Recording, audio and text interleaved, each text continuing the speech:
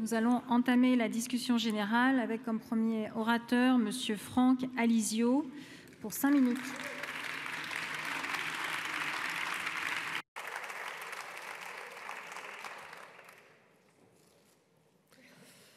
Madame la Présidente, Monsieur le Ministre, Monsieur le Président de la Commission des Finances, Monsieur le Rapporteur général, chers collègues.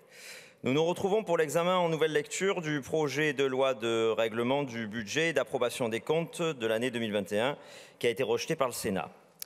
Rejeté d'abord parce que présenté hors du délai que la loi fixait au 31 mai. Ce n'est en effet que le 4 juillet que le projet de loi a été présenté en Conseil des ministres, ce qui a empêché, je cite les sénateurs, la représentation nationale de prendre connaissance du texte et d'informer les Français sur le bon usage de leurs impôts et l'efficacité de l'action publique. Ce mépris du Parlement, vous l'avez illustré maintes fois, et pas plus tard que la nuit dernière, en bafouant un vote de notre Assemblée et ce faisant, en bafouant la représentation nationale et le peuple français. Rejeté parce que les jeux de tuyauterie du gouvernement durant l'exercice budgétaire 2021 n'ont pas non plus été appréciés. Les reports de crédit, procédures qui devraient être exceptionnelles, sont devenues une pratique habituelle depuis 2 ans.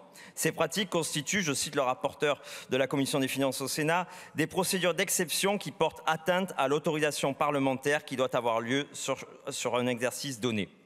Rejeté enfin parce que les documents annexés au projet de loi compliquent le travail des parlementaires. Là encore, je cite le rapporteur général, les indicateurs sont très nombreux et parfois inexploitables. De surcroît, nombre d'entre eux sont peu fiables et peu utiles pour éclairer pleinement les parlementaires.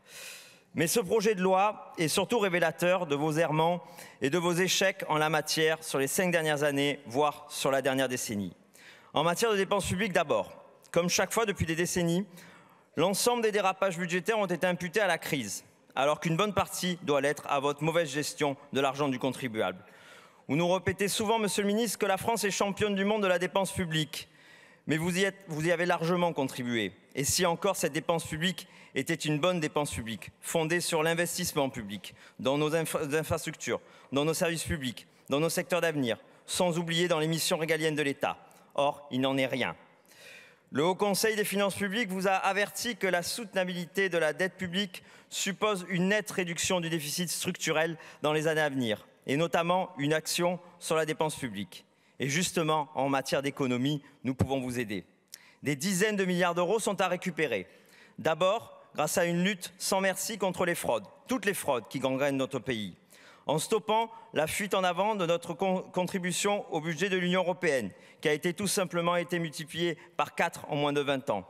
En stoppant évidemment une immigration incontrôlée, dont les coûts économiques, sociaux, régaliens sont chaque année plus exorbitants pour notre pays. Pour ce qui est du montant des recettes publiques établies dans ce projet de loi de règlement, nous sommes et nous restons les vice-champions du monde des impôts. Des impôts qui découragent nos classes moyennes et populaires, nos commerçants, nos artisans, nos entrepreneurs, bref, nos forces vives. Des impôts qui pèsent essentiellement sur ces derniers, à défaut de peser sur les 0,1% les plus riches, qui sont les principales bénéficiaires des rares baisses d'impôts initiées lors du dernier quinquennat.